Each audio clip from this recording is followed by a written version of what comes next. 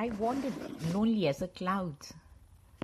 I wandered lonely as a cloud that floats on high over wells and hills when all at once I saw a crowd, a host of golden daffodils, beside the lake beneath the trees fluttering and dancing in the breeze continuous as the stars that shine and twinkle on the Milky Way. They stretched in never-ending line along the margin of a bay. 10,000 saw I at a glance, tossing their heads in sprightly dance. The waves beside them danced, but they outdid the sparkling leaves in gleam. A poet could not be but gay in such a jocund company. I guessed and guessed, but little thought what wealth the show of to me had brought. For oft when on my coach I lie in vacant or in pensive mood, they flash upon that inward eye which is the bliss of solitude, and then my heart with pleasure fills and dances with the daffodils. A word to husbands to keep your marriage brimming with love in the loving cup. Whenever you're wrong, admit it. Whenever you're right, shut up. Beer in there. There's a polar bear in our Frigidaire. He likes it because it's cold in there, with his seat in the meat and his face in the fish and his big hairy paws in the buttery dish. He's nibbling the noodles, he's munching the rice, he's slurping the soda, he's licking the rice. And he lets out a roar if you open the door, and it gives me a scare to know he's in there. The polar bear in our Frigidaire, stopping by woods on a snowy evening. Whose woods these are? I think I know. His house is in the village, though he will not see me stopping here to watch his woods fill up with snow. My little horse must think it queer to stop without a farmhouse near. Between the woods and the frozen lake, the darkest evening of the year, he gives it harness bell such shake to ask if there is some mistake. The other little sounds the sweep of easy wind and the downy play. The woods are lovely dark indeed, but I have promised to keep, and miles to go before I sleep, Those winter Sundays.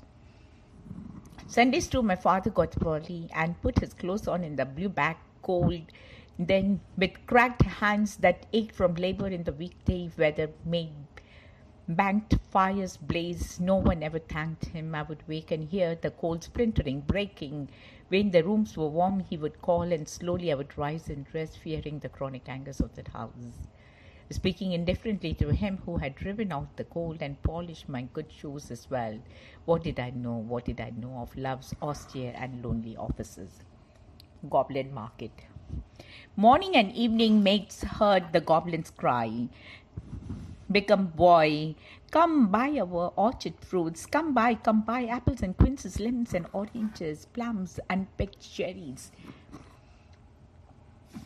melons and raspberries, bloom down cheeked peaches, salt-headed mulberries, wild freeborn cranberries, apples, dewberries, pineapples, blackberries, apricots, strawberries, all ripe together in summer weather months that pass by, fair eaves that fly. Come buy our grapes fresh from the vine, pomegranates full and fine, dates and sharp pulisses, rare pears and green gates, damsons and blueberries, test them and try currants and gooseberries, bright fire like barberries, figs to fill your mouth, citrons for the sow, sweet to tongue and sound to eye.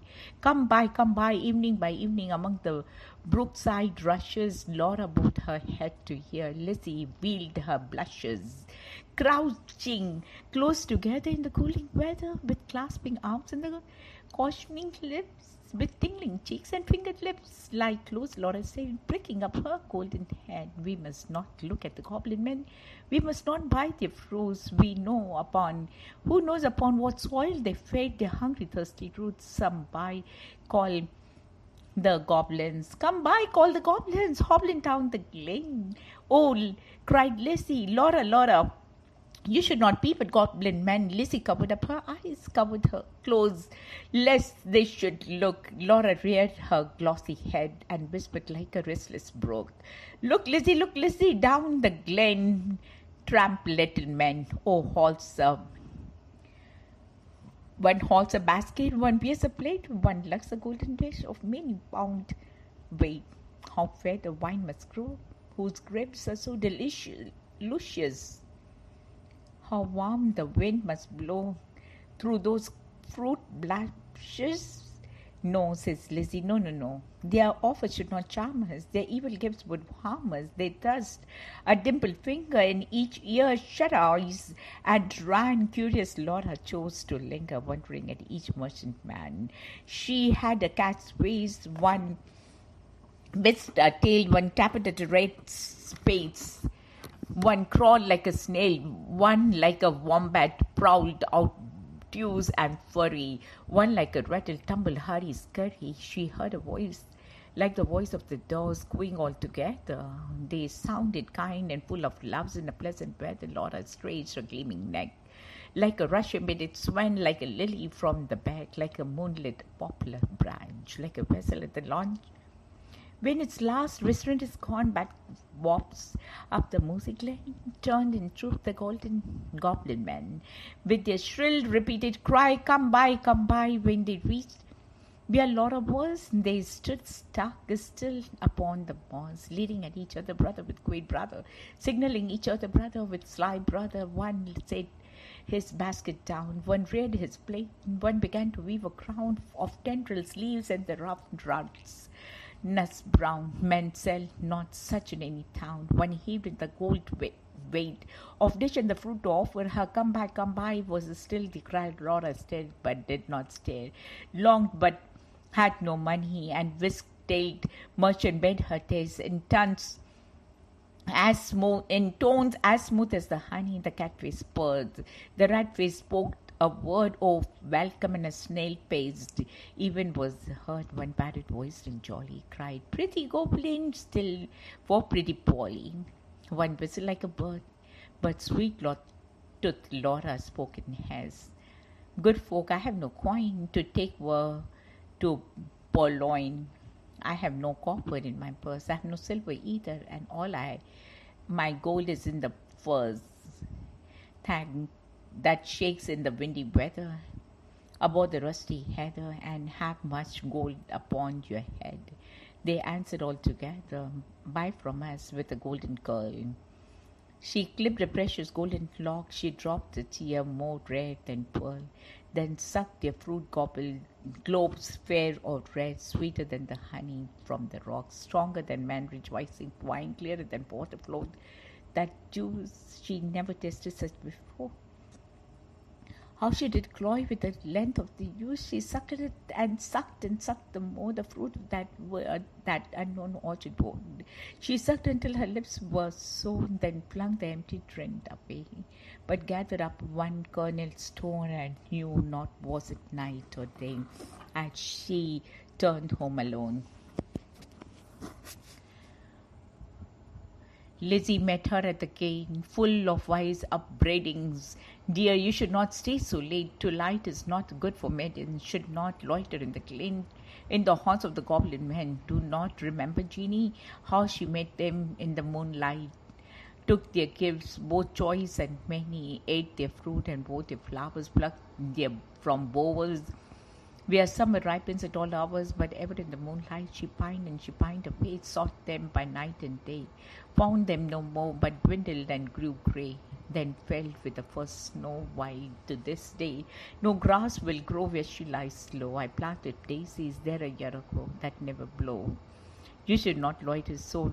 Nay, hush, says Laura. Nay, hush, my sister. I ate and ate my fill.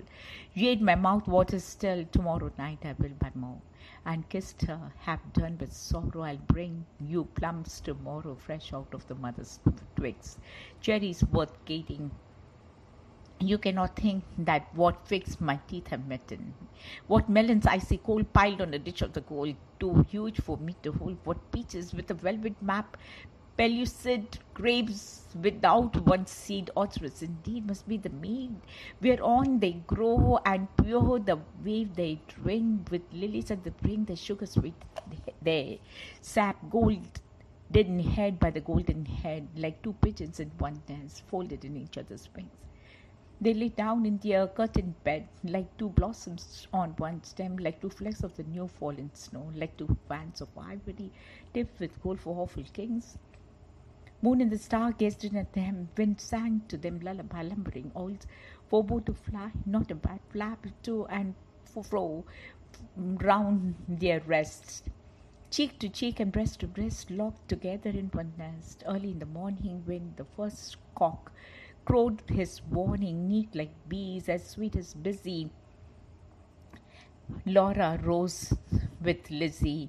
Fetched in honey milk the cows aired and set to rights the house. Kneaded the cake of the whitest wheat, cake for dirty mouths to eat. Next churned butter, whipped up cream, fed their portrait satin suit, talked as modest maidens should. Lizzie with an open heart, Laura in an absent dream. One contained one sickened part, one warping for the mere bright day's delight, one longing for the night. At length slow evening came. They winged with pitchers to the reedy brook, Lizzie most blessed in her look, Laura most like a leaping flame. They drew the gurgling water from its deep, Lizzie black purple and rich golden flowers. Then turning homeward said, the sunset flushes those furthest lofty scrags. Come, Laura, not another maiden lags. No willful squirrel wags. The bees and the birds are fast asleep, but Laura loitered still among the rushes and said the bank was steep, and said the hour was early still, the dew not fallen, the wind not chill, listening ever, but not catching the customer's cry, come by with his iterated jingle of sugar-baited verse, not for all her watching, once discerning even one goblin. Racing, whisking, tumbling, hoppling, let alone the herds that used to tramp along the glen in groups or single, of brisk fruit merchantmen, till Lizzie urged, oh, Laura, come. I hear the fruit call, but I dare not look. You should not loiter longer at this brook. Come with me home. The stars rise, the moon bends here arc. Each glow warm wings her spark. Let us get home before the night grows dark. For clouds may gather, though this is summer weather, but out of the lives and the drenches through, then if we lost our way, what should we do? Laura turned cold as stone to find her sister heard that cry alone. That goblin cry, come buy our fruits, come buy. Must she then buy no more? Such dainty fruit, must she no more? Such succulous pasture fine, gone deaf and blind? Her tree of life drooped from the root. She said not one word in her heart soaring, but peering through the dimness, not discerning, trudged home, her pitcher dribbling all the way. So crept to bed and lay silent till Lizzie slept. Then set up a passionate yearning, and gnashed her teeth for balked desire, and wept as if her heart would break. Day after day, night after night, Laura kept watch in vain. And silent of exceeding pain, she never caught a hint of the goblin cry. Come by, she never spied the goblin men hawking their fruit along the glen, but when the moon waxed bright, her hair grew thin and grey, she dwindled as the fair full moon doth turn to swift decay and burn her fire away. One day, remembering her kernel stone, she sat at the wall by the wall with that faced the south, dewed with the tears, hoped for a root, was for a vexing shoot, but there came none, and never saw the sun, and never felt the trickling moisture running, while with sunk eyes and the fetid mouth she dreamed of melons as the traveller sees false waves in the desert's down, with shade of the leaf-crowned trees, and burns the thirsty and the sandful breeze. She no more swept the house, tended the fowls of the cows, fetched honey and kneaded the cakes of rate, brought water from the brook, but sat down listless in the chimney nook and would not eat. Tender Lizzie could not bear to watch her sister's cankerous care, yet not to share that she night and morning caught the goblin's cry, come by our orchard fruits, come by, beside the brook along the glen. She heard the tramp of the goblin men, the voice and the stir.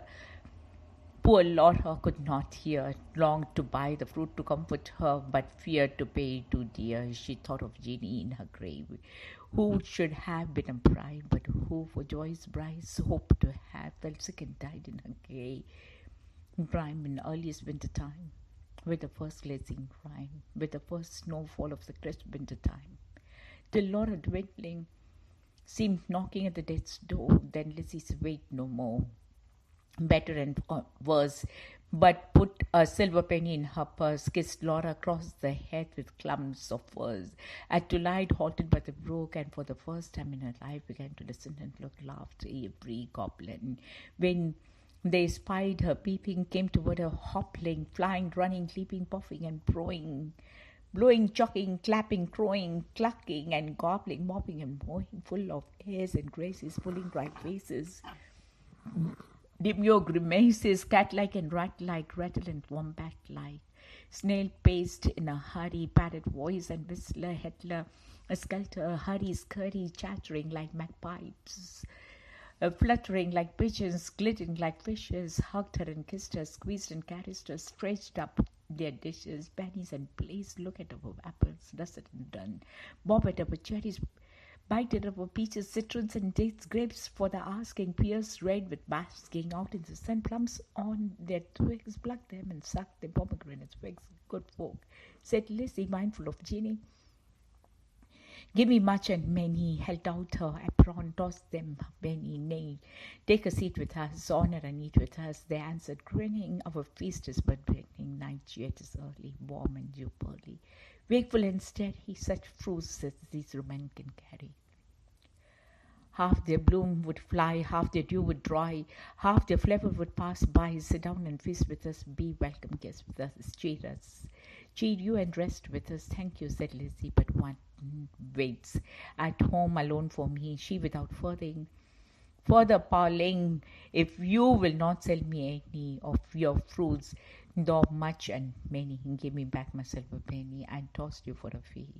They began to scratch their pets, no longer wagging, purring, but visibly demurring, grunting and snarling. One called a proud, cross-grained, uncivil, their tones waxed loud, their looks were everlasting, their tails they trod and hustled her, elbowed and jostled her, clawed with their nail, barking, mewing, hissing, mocking, tore her gown and soiled her stockings, twitched her hair out by their roots, and stamped upon her tender feet, held her hands and squeezed their fruit against her mouth to make her eat, while the golden kissy stood, but lily in a flood, like a rock of the blue-winged stone, lashed by ties obstreperously, like a beacon left alone in a hoary roaring sea, sending up the golden fire, like a fruit-crowned orange tree, white with blossom, honey sweet, so beset by wasps and bee, like a royal virgin town, topped with gilded dome and spire, close beleaguered by a fleet mad to tug her standard down. One may lead a horse to the water, 20 cannot make him drink. Though the goblins cuffed and caught her, coaxed and fought her, bullied and besought her, scratched her, pinched her black as ink, kicked and knocked her, mauled and mocked her, Lizzie uttered not a word, would not open lip from lip, lest they should cram a mouthful in, but laughed in heart to feel the drip of juice that syruped all her face and locked in dimples other chin, and streaked her neck that quacked like curd. At last the evil people, worn out by her resistance, flung back her penny, kicked their fruit along whichever route they turned, not leaving root or stone or shoot. Some writhed into the ground, some dived into the brook, some ring and ripple, some scurried on the gale without a sound, some vanished in a distance, in a star, in a smart egg tingle. Lizzie went away, knew not what it was in the night or day, sprang up the bank, tore through the fuzzy, threaded copse and the dingle, and heard a penny jingle, bouncing in a purse, its bounce with music to her ear. She ran and ran as if she feared some goblin man dogged her with a gibe or curse or something worse, but not one goblin scared it after, nor was she pricked by fear. The kind heart made her Wendy's pace, that urged her home quite out of the breath with jest and inward laughter. She cried, Laura, up the garden. Do you miss me? Come and kiss me. Never mind your bruises. Hug me, kiss me, suck my juices, squeezed from the goblin fruits for you, goblin pulp and goblin dew. Eat me, drink me, love me, Laura, make much of me. For your sake I have braved the glen and had to do with the goblin merchantman. Laura started from her chair, flung her arms up in the air, clutched her hair, Lizzie, Lizzie, have you tasted for my sake the fruit forbidden? Must your life like mine be hidden? Your young life like mine be wasted, and done in mine undoing, and ruined in my ruin, thirsty, cankered, goblin ridden? She clung about her sister, kissed and kissed her, and kissed her tears once again, refreshed her shrunken eyes, dropping like rain after long sultry drought. Shaking the anguish, fear, and pain, she kissed and kissed her with a hungry mouth. Her lips began to scorch. That juice was warm wood to her tongue. She loathed the feast. Writhing as one possessed, she leaped and sung, rent all her robe, and wrung her hands in lamentable haste, and beat her breast. Her locks streamed like the torch borne by the racer of full speed, or like the men of the horses in their flight, or like the eagle when she stemmed the starlight toward the sun, or like a caged bird free, or like a flying flag when armies run swift fire spread through the veins, knocked at the heart, made the fire smoldering there and overbore. Is less a flame. She gorged on bitterness without a name. Our fool to choose such part of soul-consuming care, sense failed in mortal strife. Like the watchtower of a town which an earthquake shatters down, like a lightning-stricken mass, like a wind uprooted trees spun about, like a foam-topped water spout cast down headlong in the sea. She fell at last. Pleasure past and anguish past. Is it death or is it life? Life out of death. That night long Lizzie waited by her, counted her pulses, flagging stir, felt by her breath, held water on her lips, and cooled her face with tears and fanning leaves. But vain the first was chopped about the leaves. The early reapers plodded to the place of golden sheaves and dew-wet grass, bowed in the morning wind, so brisk to pass in new buds with new day opened the cup like lilies of the stream. Laura awoke as from a dream, laughed in the innocent old ways, hugged Lizzie, but not twice or thrice. Her gleaming locks showed not me one thread of grey. Her breath was sweet as May, and light danced in her eyes. Days, weeks, months, years afterwards, they both were wives with children of their own. Their mother's heart was set with fears, their lives bound up in tender lives. Laura would call the little ones and tell them from early prime how those pleasant days long gone of not returning time, would talk about the haunted glen, the wicked Gwen fruit merchant men, their fruits like honey to the throat but poison in the blood. Men sell not such in any town. Would tell them how her sisters stood in deadly peril to do her good and win the fairy antitone. Then joining hands to the little hands would bid them cling together, for there is no friend like a sister in calm or stormy weather, to cheer one on the tedious way, to fetch one if one goes astray, to lift one if one totters down, to strengthen while one stands. Aha! So beautiful. This is for my sister too. I wandered lonely as a cloud.